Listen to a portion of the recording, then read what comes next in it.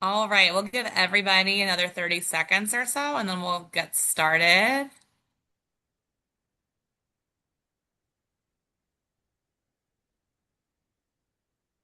And while we're waiting, I'll introduce myself. My name is Alex Javna. I'm the school social work specialist in the Office of Behavioral Health and Student Safety at the Virginia Department of Education.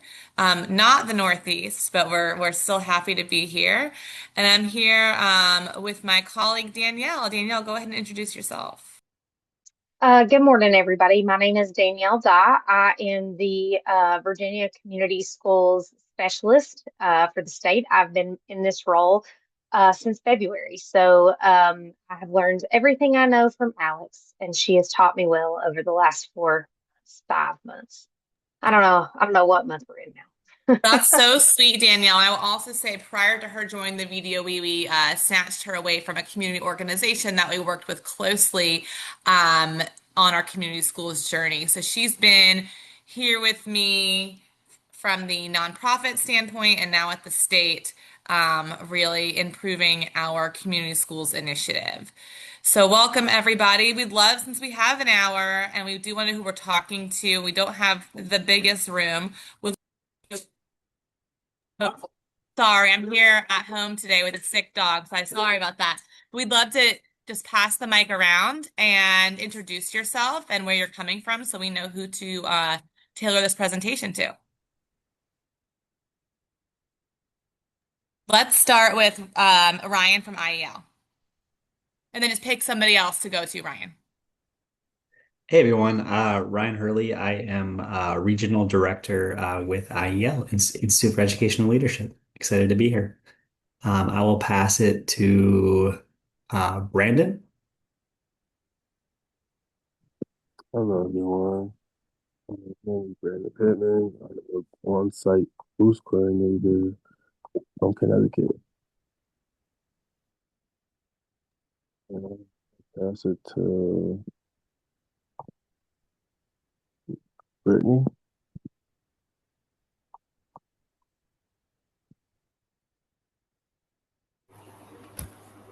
Good morning. My name is Brittany Johnson. I'm currently from Suitland High School in Prince George's County.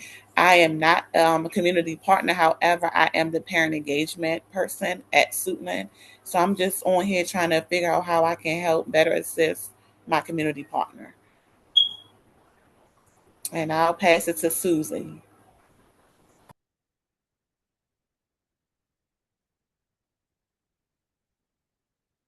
Susie posted in the chat, so I'm going to read what Susie posted. She is from Utah, and she loves to learn everything that everyone is doing for community schools. She works for the state in Vermont, has been a great model for her to learn from. She can't unmute because her foster puppies are asleep right now. So thank you for sharing, Susie, in the chat. Susie, I'll pass it to Anna Hannah for you. Thank you. Yeah, and Hannah. Yeah, I'm from Maine. I'm the community school specialist at the Department of Education, and I'm going to pass it to my friend Johannes. Hello. It is wonderful to see so many familiar faces and hear that there are so many folks who are looking to our work. My name is Johannes Hench. I'm with the Vermont Agency of Education. I support the Community Schools Initiative here, and I am always really excited to learn more about what other states are doing to sort of help integrate this intensely local work with broader sort of state priorities. And I will pass things over to Connor. Good morning. I am a community school liaison in Dorchester County, Maryland, for an elementary school. Um, and I don't think Allie has gone, so I will throw it over to her. Thank you. Good morning, everyone. I am Allie Leidy, and I run the New York State Community Schools Network.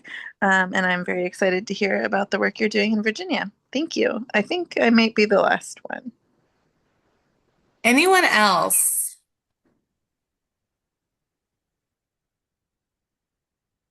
All right. Well, welcome everybody. Thank you for being here. And Danielle and I do want to say we're going to share about our community schools journey that's really shaped up over the last 7 years or so with intense focus over the last 4 years. But there's a lot that we are still learning too. So please, like, and that we do want to keep this like pretty informal. At any time, come off of mute, share in the chat. We'd love to know what you are doing to improve community schools wherever you are. So with that, we just hope that you'll leave here today knowing how we've developed a statewide infrastructure to support community schools implementation. We're going to talk about our designation process that we unveiled this past year, our technical assistance and professional development, as well as our evaluation that we've published 2 reports over the last 6, 7 months or so that we'd love to share with you. We've learned a lot of lessons about funding and implementation and sustainability efforts that we'll get into, and also talk about our vision for the future. So with that, we'll pass it to Danielle. So one of the things that we find when we're doing a lot of presentations is that um, people don't really know what community schools is. They may have heard it. They know the word community. They of course know the word schools. We are a state that also has communities in schools, and so sometimes there's some confusion with that as well. So we just like to level set. I know you all are very familiar with community schools, but when you hear the term community schools, uh, share with us just very quickly what comes to mind when you first hear that. And you can come off mute or you can put it in the chat, whatever is most convenient for you.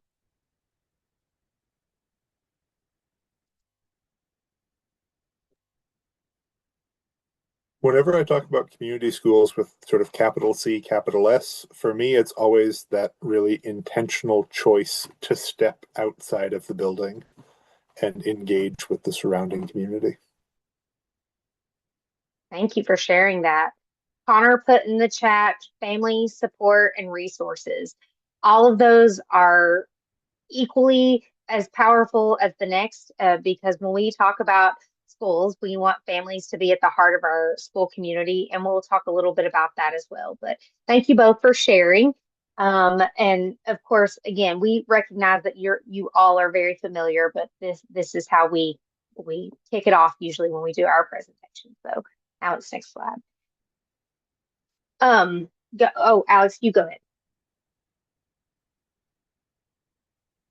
So like Danielle said, we're still in a state, and I'm curious if you all are in this place too, where we have to do a lot of education. With the hiring of Danielle just a few months ago, we're able to do more. But as Danielle mentioned, there is still some confusion over what community schools is versus communities in schools, which is a tremendous partner of ours. But do you have to have an outside organization leading this work to be a community school? So we're always like educating and talking with people. But in our evaluation and policy recommendations report, which I'll put in the chat shortly, we have defined community schools as hubs that connect students and families to wraparound supports beyond academics, health, mental health services, food assistance, after-school programming, and family engagement activities. And we've said that they're designed to remove non-academic barriers to learning by integrating academic, health, mental health, basic needs, family engagement supports in a coordinated way.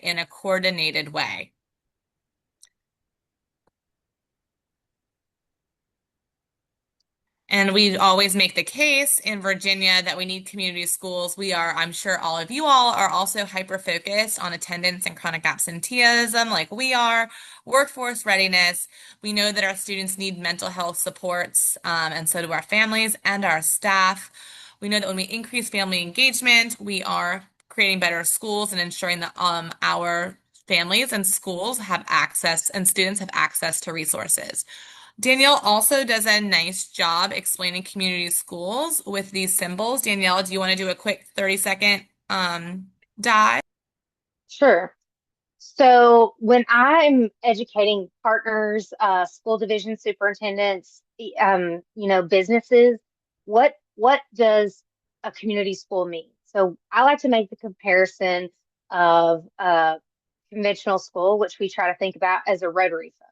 How many of you all have used a rotary phone? You can give a thumbs up or a little shout out for that. I will say, yeah, yes. So, what could we do on a rotary phone? Not a lot. You dial one number at a time. You spin the link. There's no call waiting, call forwarding. You get a busy signal.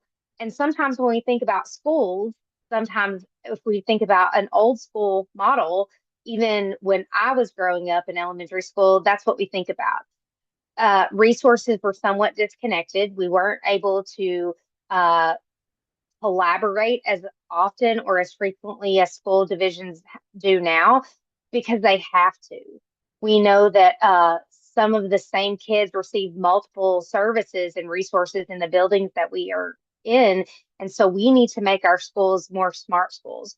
So we're designed to be more collaborative. It's a one-stop shop. You're able to, uh, you know, plan. There's a calendar. You can take notes. You can be in one place at one time working to support all students and all families in that building. And so when we think about community schools, we really want to think about it from a smart school perspective. We're being more cohesive and aligning all of our priorities together.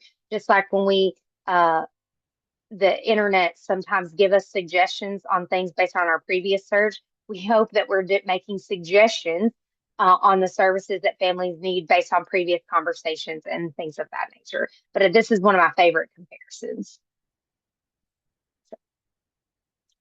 We also talk about the fact that community schools are not short-term temporary programs. As Alex shared, we've been working on this work for the past 7 years when it was initially introduced in 2019. It's not designed to be a one-size-fits-all model. Currently, we are funding 179 schools and divisions across the state, and no two schools look the same, even if they are in the same division. Their priorities can be somewhat different because it's based on the student population in that space. We also talk about the fact that it's not just case management centers. When we talk about case management, I mean, sometimes that's only 10% of the school population, but community schools are designed to be more effective in supporting every school within that community in that space as well. So we want to recognize that it's not just a place to receive services, so to speak. One of my favorite descriptions that community schools is not is random acts of programming. When I talk to teachers a lot about this, we say, well, how many of you have implemented a curriculum? You started it, you got trained, you liked it, it was working. And then about a year and a half into the program, the division or the state decided, yeah, that's not our priority anymore. And we're not going to do that anymore. We're gonna switch. We're gonna try something else.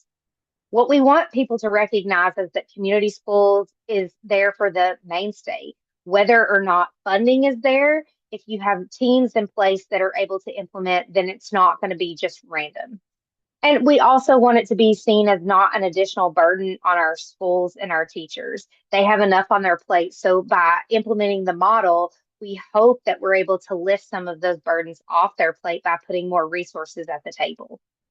But what we also recognize is that community schools are evidence-based long-term strategies.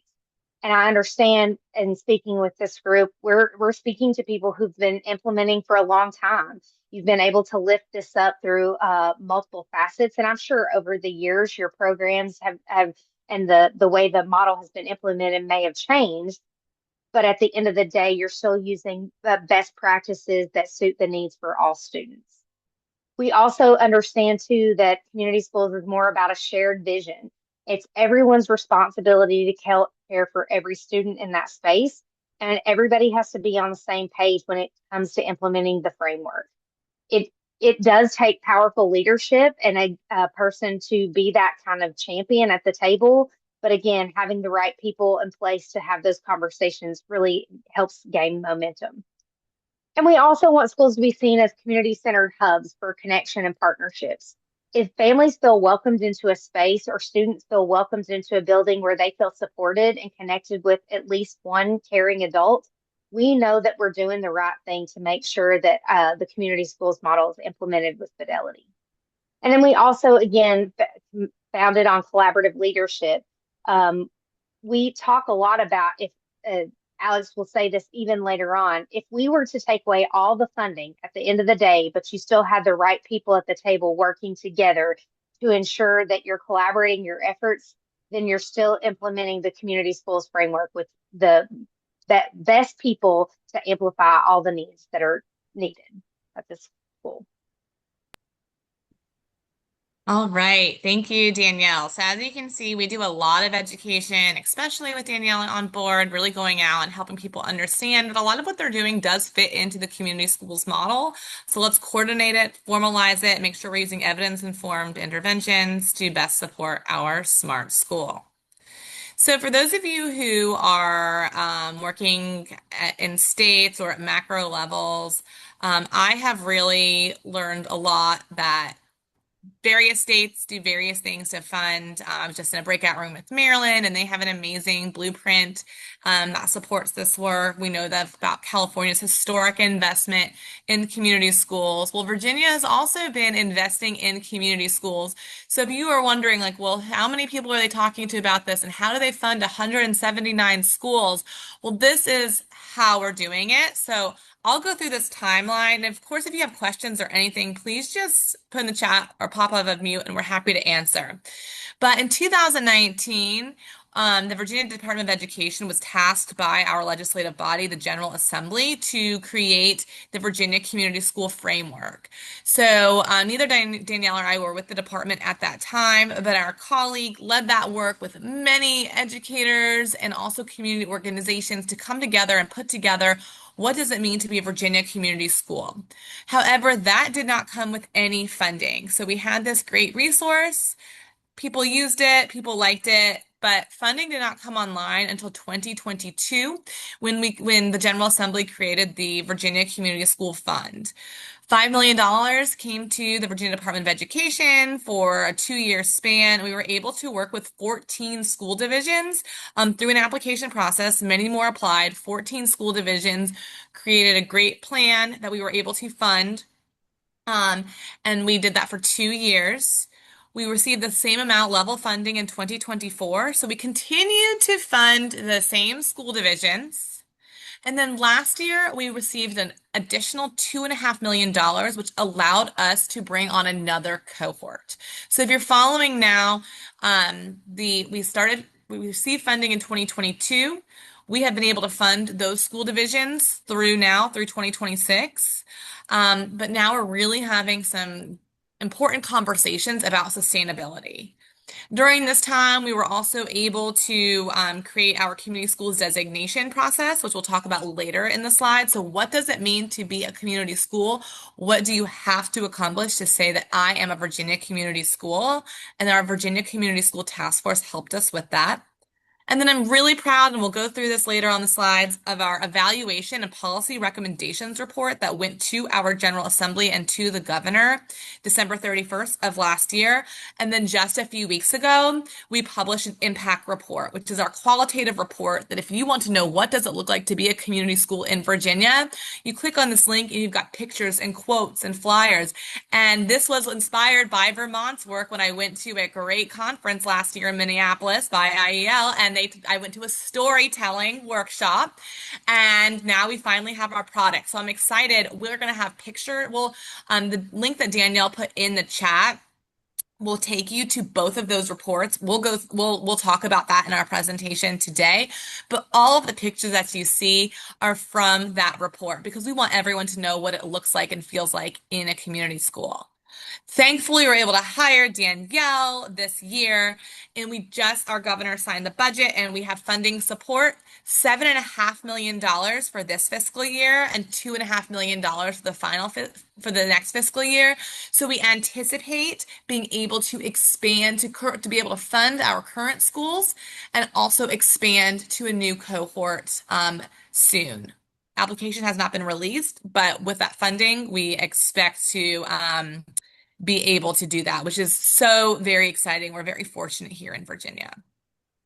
So this is what Virginia looks like. We have 131 school divisions. You might hear Danielle and I say division, we mean district.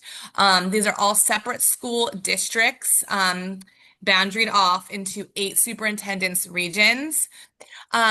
The ones, the star, the color at this point it doesn't really matter, but these are all the districts that are being funded. You'll see some school districts, even it might be marked, let's say like Amherst right here. They have a star. They really only fund, we only fund two of their schools, and they have many for community schools. You go down here, and we have some school divisions that might only have two schools total in their school district, or you might fund both of them. The star size color doesn't matter for this presentation, but know that some of our school divisions have chosen to fund all of their schools. Some have chosen to choose a few. Some have chosen just to focus on one. I do want to share that now, while the state looks pretty, there's a lot of different stars that we fund. Down here in Southwest Virginia, Region 7 is a very rural part of our state, and almost half of our community schools are in this rural section, which shows how important this has been for our rural school districts. And then our outcome, the school, the report that we had, our quantitative report, we partnered with Old Dominion University, which is here in Virginia, and their evaluation team. And they helped us look at all of our data. And we have been collecting so much data since 2022. What results do we see? And what we learned is that chronic absenteeism rate declined from 21.77% 21-22 to 14.68% in 24-25. This 21.77% was close to the state average. I'm sure as you all, pre-COVID, we were about 10%. Post-COVID, the state of Virginia was around 20% chronically absent. But after our community schools were able to decrease this chronic absenteeism rate to 14.68%, that's a 32.6% reduction. Over the same time period, statewide, all schools decreased 26% in chronic absenteeism, which is still tremendous. All of our schools have been working very hard at getting all of the kids back in the building, but you do see that our schools that have had this community school funding support were able to really drastically decrease their chronic absenteeism rates. Cohort 1 schools, the ones that we've been working with since 2022, have deployed a wide array of strategies: mental health interventions like expanded counseling and telemental health, trauma-informed PD, tutoring, mentoring, work-based learning, flexible instruction time, clubs, camps.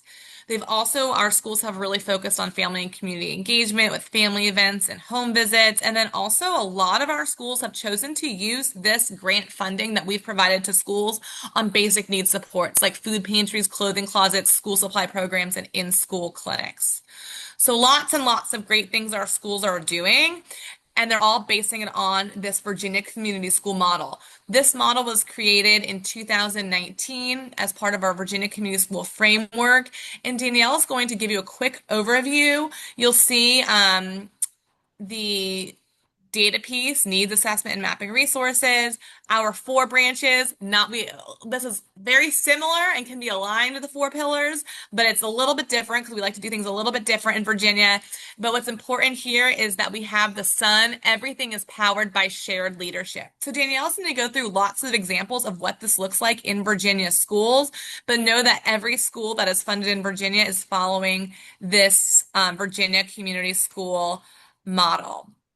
Before we get into what this model looks like, and before Daniel gives a brief overview and jumps into some pictures and examples and ideas of what our schools are doing, are there any questions or comments or thoughts?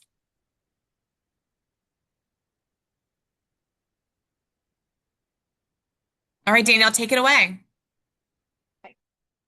So one of the first pieces that we always have our schools do when they're submitting their proposals is we like to ensure that they have completed a needs assessment and a resource mapping opportunity. So for our school divisions, we have them, and their needs assessment can be done in various capacities. We would hope that it's from their shared leadership team, but at the same time too, every school looks very different, and there are different ways to even complete the needs assessment. As Alex mentioned earlier, communities in schools is very present across the state in multiple school divisions. They have their own needs assessment. So also utilizing some of the data that they collect as well as school-based data, and then the data that's collected from the community school leadership team is all taken into account as they are mapping out their resources and looking at both internal and external partners that they have, those who are in the schools themselves and those that they work with outside of the schools as well.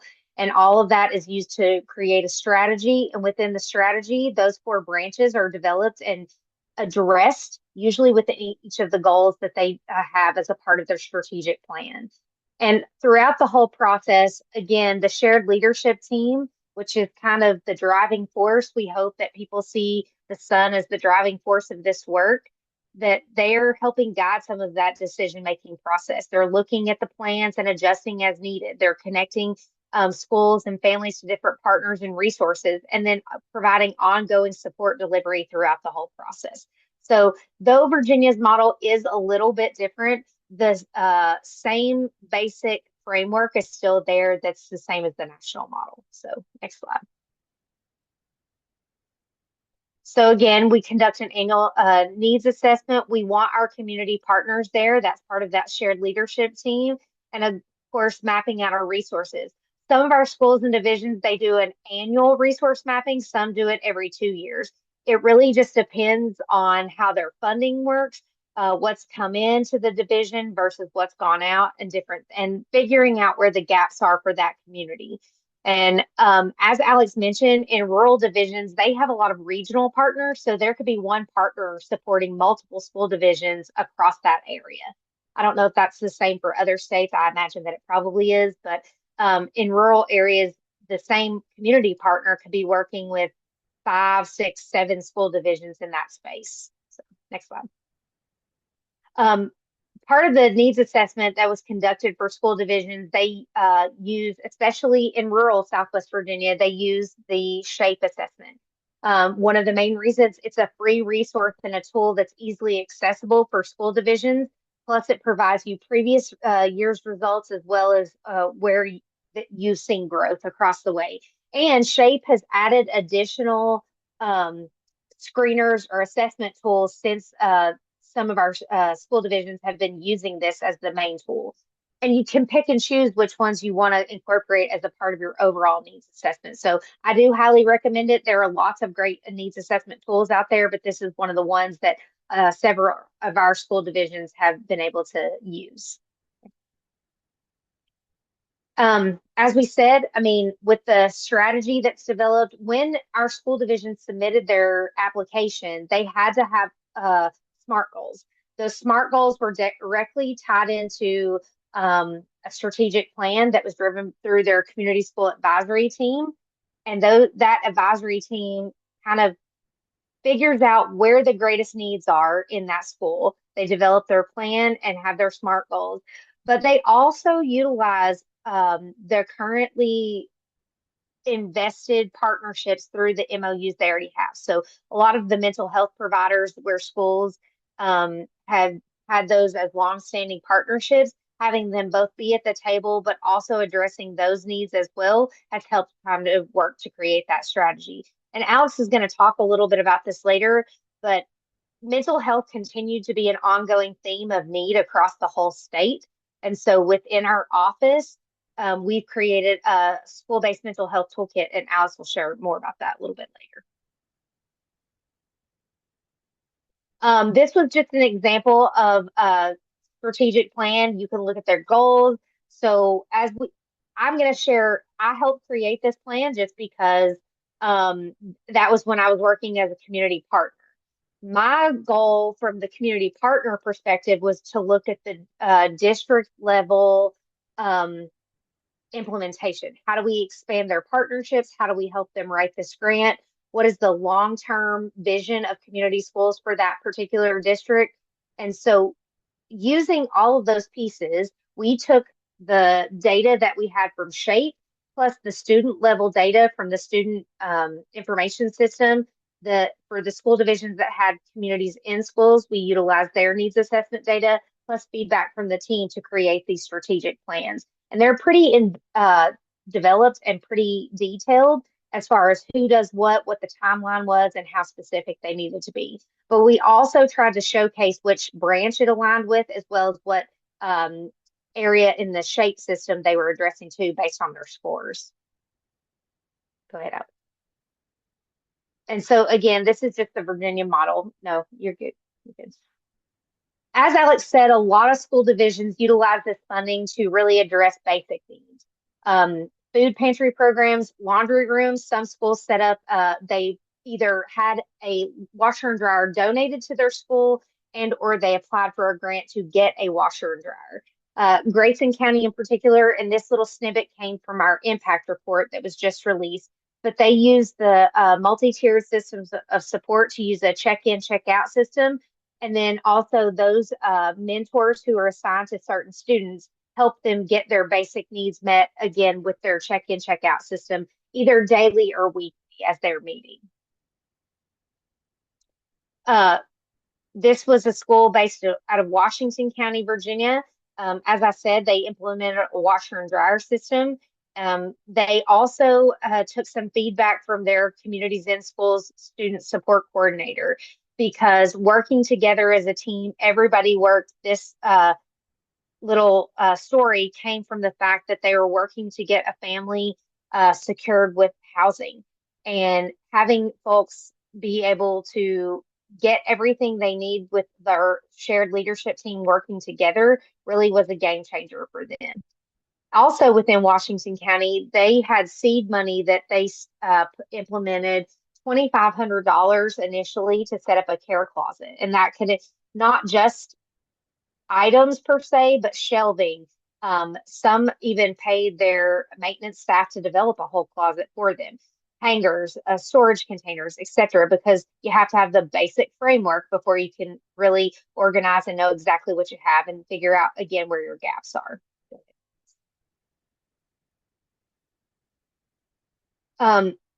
Emotional and mental health is another branch of our community schools framework, and this was one of the most unique ways that we were able to share. So Carroll County, Virginia, again, another rural county, they already had an existing partnership with their local mental health provider, Tri-Area Health. But one of the biggest barriers that they ran into was getting students to and from appointments, as well as support for mental health counseling that they needed. They did not, Tri-Area was not able to provide an on-site counselor for the schools. So instead, Carroll County partnered with a local car dealership to have a car donated. The car was wrapped, and then so in support with Tri-Area to utilize as a tool to transport students back and forth to counseling services needed based on recommendations from a school counselor or other evaluations that had taken place. But in addition, they are using this car as a teaching tool for their CTE students in automotive. So they are the ones who are also providing like oil changes, tire checks, rotations, and balances. So multifaceted and such a unique way to address needs in this community. Again, a lot of community partners come together, and we talk a lot about family engagement, but also student well-being. So Dickinson County, Virginia, they started hosting a back to school bash, because one of the gaps that they found was that families sometimes had to drive 2 hours to get school supplies that they needed for the next school year. And that's unheard of when gas prices were so high and they were struggling as it is. So the Dickinson County Back to School Bash brought together on-site partners, because this particular division has 3 schools all on the same campus. So it was a very unique opportunity to bring all the partners together in one space. And they were able to offer all school supplies as well as provide on-site immunizations. And this county also started partnering with a mobile health clinic that is on the campus 3 days a week, that help them address their chronic absenteeism issue as well, to prevent students from missing so much school. You've heard me talk a lot about rural divisions, but I will say we do not have the same level of families, as the needs are there, but also we just don't have a lot of diversity in rural areas. But a county like Henrico County, they deal with a lot of different diverse populations. And so they have tried to really engage families at their hub and provide interpretation services, just like this flyer itself was taken out to families and made to address a certain particular group of folks. And they are able to provide those translation services on site. And it's worked out very well for their hub-based space. And this, again, different divisions do different things. For this particular school division, this is Page County. They have people come in and read to the students as a part of their family engagement night, because they are able to bring in community partners to help with this. They also are a rural division. In rural divisions, you can't sometimes go door to door trick or treating. So instead, they did a trunk or treat at their school to address that need, so that families felt safer and they were in a safe space for students to be engaged with their friends and still get to go trick or treating. So this is also a very unique way of student engagement and motivation. So in Washington County, Virginia, there is a trail called the Virginia Creeper Trail, which directly connects to the Appalachian Trail in Damascus, Virginia.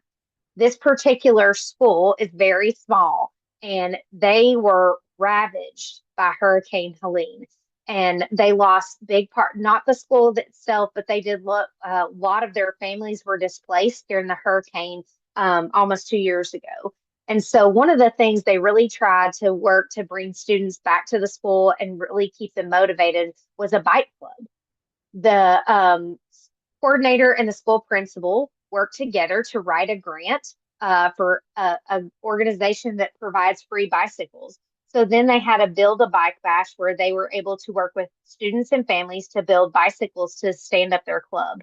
Those particular students were able to take their bikes on the Appalachian Trail, and they also tied in lessons around biology and science to the Appalachian Trail, as well as the history of the Appalachian Trail. And then the coordinator at this particular school is a hiker. So he was also able to teach them how to pack a backpack, build a fire, and work alongside other partners to help them kind of be at one with one of their greatest assets, which was the trail itself. And I think what's really neat about this is that all of these are being funded through the General Assembly, through Virginia Department of Education. It's all based on like local community context. So what do these communities need? Like Nottoway here, very rural, needed to increase their pathways to jobs and for their students and internships. So they focused on that.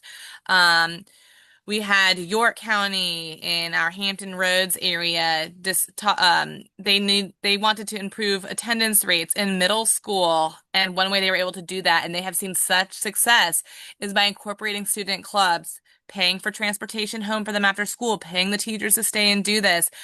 We talk sometimes at our middle school students as if they're disengaged, but this is totally voluntary for the kids. And look at all of these middle schoolers who want to be a part of a student club. So we're going to talk about shared leadership, and then we want to go into our PD and technical assistance piece. So Danielle, maybe quickly go through this so that we can, I really think some people on the call might want to know about what we're doing for PD. So maybe quickly go through this and we'll keep moving on with some of the state level supports we're able to offer. Sure. So at each school, we have community school advisory teams in place, as well as a division level team that helps support schools. But I will say it does look different in some schools that are implementing the framework built off of existing teams, especially if they had MTSS.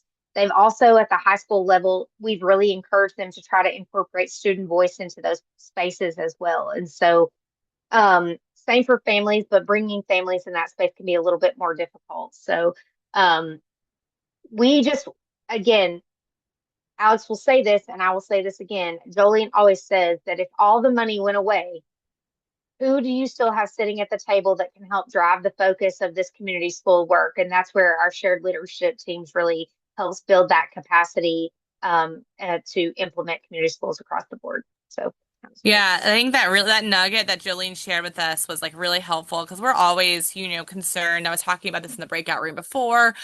Always concerned, like what if funding goes away? And I know, and I know that our divisions are worried about that, our schools, right? But we just love like if everything were to go away, if you had that shared leadership, you can still have a community school. And that was really powerful for us as we think through how we can support our schools. So we have been since 2022 supporting our schools with professional development and technical assistance.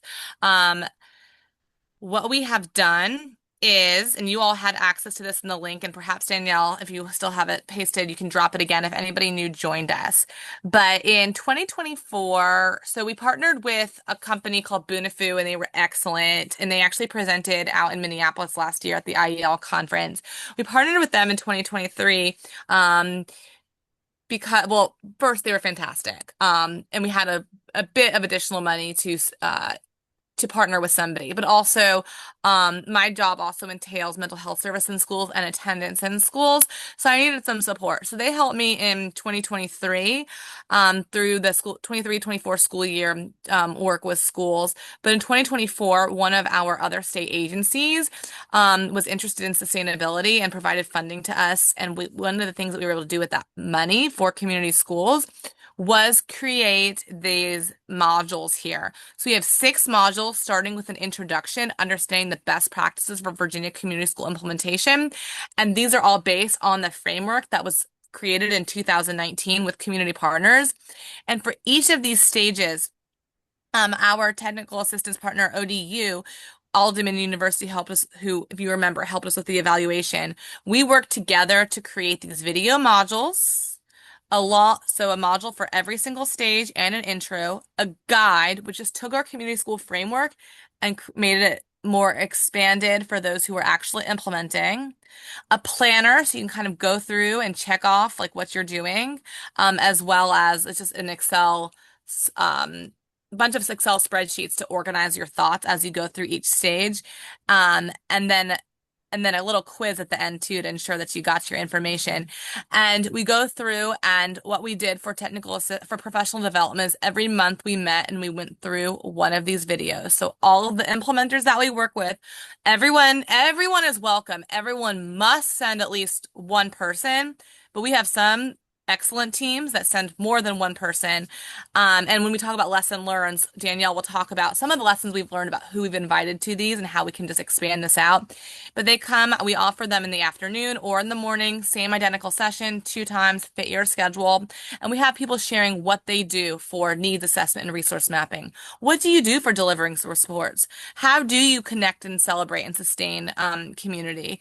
So this has been our backbone of professional development for both cohorts 1 and cohorts 2. This is a great starting point. And then as schools get more into service delivery and evaluation of their plans, then we have them come and share about what they're doing. It's a true community of practice. We have people who show up month after month, excited to share, excited to learn. We have a good relationship with our implementers, all of our school divisions, and they're excited to be a part of this group and just be in a safe, non-judgmental place to bounce ideas off of each other. I will also say, well, of course, we've branded this with Virginia. You are so welcome to look at any of these resources and use them with your implementers or use them yourself as well. We hope that it is helpful.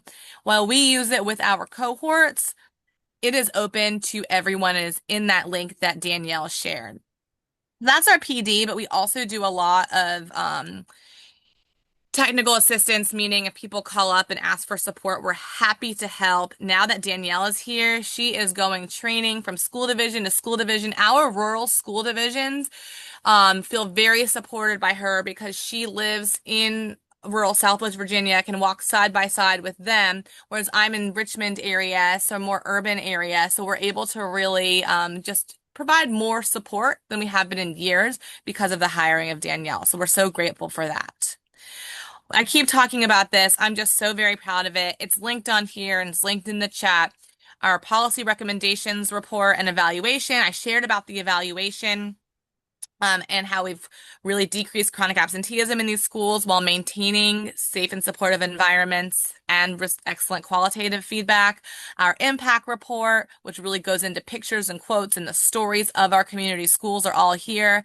And I did want to share, we were mandated to, which I did like to do, we were pleased with the opportunity to share recommendations with our policymakers. And so the VDOE did this in partnership with our Virginia Community School Task Force, which is composed of lots of community organizations that are very interested in community schools. We came together and thought, if a school wants to call itself a community school in Virginia, what does it have? What are our recommendations? What do we want to see? And so all of this is here. We want to see needs assessments, resource mapping, advisory teams. We want to see community school coordinators and SMART goals and formalized partnerships. We want everyone to participate in professional development.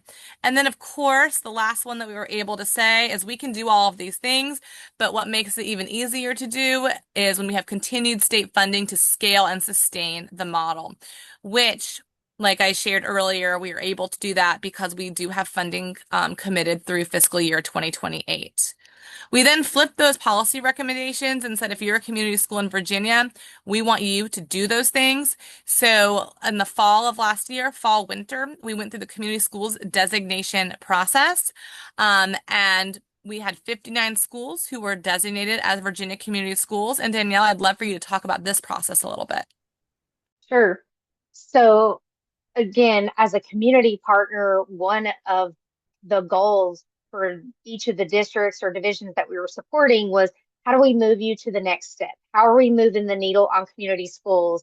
And what is the purpose of this designation? And so the purpose, again, is to advocate for more funding, knowing that you're putting in the time and effort based on the policy recommendations that Alex just went through. And so we created a form where each of those 10 areas had to be addressed by each school. And it's not based on the division. It is based on each individual school in that division that applied for the designation process. And I will also say that we have the majority of our designees are schools. However, we do have 3 hubs that are also designated in Henrico, Radford, and Roanoke. And those hubs serve as sort of like a one-stop shop for the spaces and the communities in which they serve. So they're able to provide more resources and support services in one space rather than an individual school. But each of those 10 areas had to be addressed. So if they had done a resource map, it had to be attached and provided for the reviewers. If they had done a needs assessment, what was the data that came out of that? And they had to provide the data.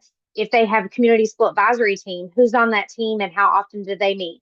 Minutes and agendas also had to be provided to showcase what topics are being addressed as a part of those meetings. And in addition, each school had to share their strategic plan for the designation process. And so it was time consuming, to be honest. But schools were able to move that forward, and the goal is to take that designation to then help them obtain additional funds. And I'm reading this where the schools that were designated a combination of school funds by the state grant or locally funded. It was state funded. So for the schools that have been funded, it was state funded. And I will also say this, it was not required. If some schools were not ready to go through the designation process, they felt like they needed a little bit more time to kind of meet those 10 areas or the criteria under those spaces, then we did not force them to do the designation process, which is why only 59 of the 179 schools that we were funded are considered designated right now. And so that is powerful, but I'm going to talk about lessons learned in just a second, but the designation process is 3 years. So it will last them 3 years, and they do have follow-up requirements. They have to list out that they are a Virginia community school on each of the school websites. We want them to share that as a part of their social media. And then we also want them to incorporate Virginia community school pieces into their ongoing PD and they are required, if they have not completed a professional development training, I would consider it Community Schools 101. They had to do it as a part of the follow up and provide a date within the application for that designation of when that training was going to be. Yeah, and a few things come up to me, Danielle, as you're talking, because I would say that one of the requirements that they had to educate all of their teachers, everybody on staff about their community school, that was probably the hardest one for them to accomplish because a lot of times we have one person who's really running this in the school and people know that person, know they're doing a lot of good work, but they don't totally understand what a community schools is themselves. So that's a requirement and that was difficult, but they're achieving it.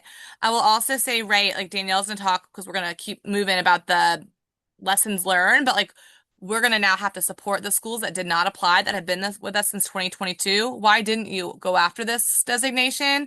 And how can we support you in getting it?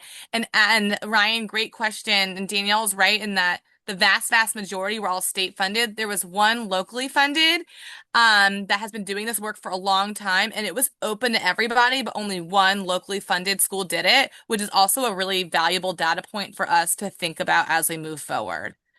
And then Danielle put in, so we were able to order these gorgeous banners that they all displayed, and then this was their social media badge right here, and then their real banner here that they all displayed. We got lots of pictures all over social media. So nice, so cute. So we've done a lot and we're very proud of the progress that we've made. That we're able to fund 179 schools and almost 30 school divisions. And we have these reports that go to the governor that say that this is working. We have this professional development that we're leading every month, and we're just so happy with all the progress our schools have made and just overjoyed with the idea that we're going to be supported for 2 more years. And it all sounds so beautiful, but we've learned some lessons along the way. So Danielle, take it away. So one of the things that Alex and I really tried to tackle when I came on board was recognizing that since 2022, we have funded what we deem as cohort one and really trying to, and then they were renewed funding in 2024, and we brought on another division, and so, or another cohort. But we also needed to drill down into some of the specifics to get some really in-depth answers about some of the work that they've been doing. So if you have your community schools team, for example, this was one of the changes that we made to our application was who's on your team, what role did they play, and what is the decision-making process? Does your school administrator or principal serve on that team, and how embedded are they into the decision-making process as well? Because what we also sometimes found is that one or two people were making a lot of the decisions or were doing a lot of the work. And we wanted to ensure that there were equal voices at the table across the board. There are some other changes that we made, especially about sustainability.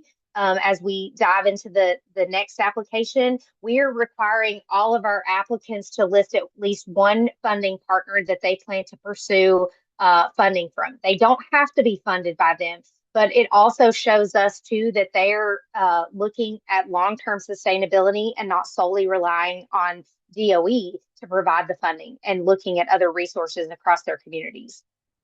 We also, in the previous applications, there was a self-reflection tool, like where are you in this process? What does it look like? Rate yourself from 0 to 3 and give yourself a score. It was not mandatory before. As we move into this next application round, it is going to be made mandatory because we want to get a real feel for where they feel like they are. And Alex and I have a good pulse on this as well because we were able to have individualized conversations in May and June with each of our grantees. So we want to ensure that the self-reflection tool is also a reflection of those conversations. Also, if you are funded in cohort one, they will be required to do the designation process. And Alex referred to that because we want to know that they're able to move this work forward and they have an end goal in mind. And so that is coming for them as well. And then again, we talked about the funding source, and then for the monthly communities of practice, we want to ensure that the right people are at the table. We welcome schools and divisions to invite multiple parties, but at the same time too, we want the people who are embedded in the school doing the work to be a part of those communities of practice because it's designed to be a learning tool.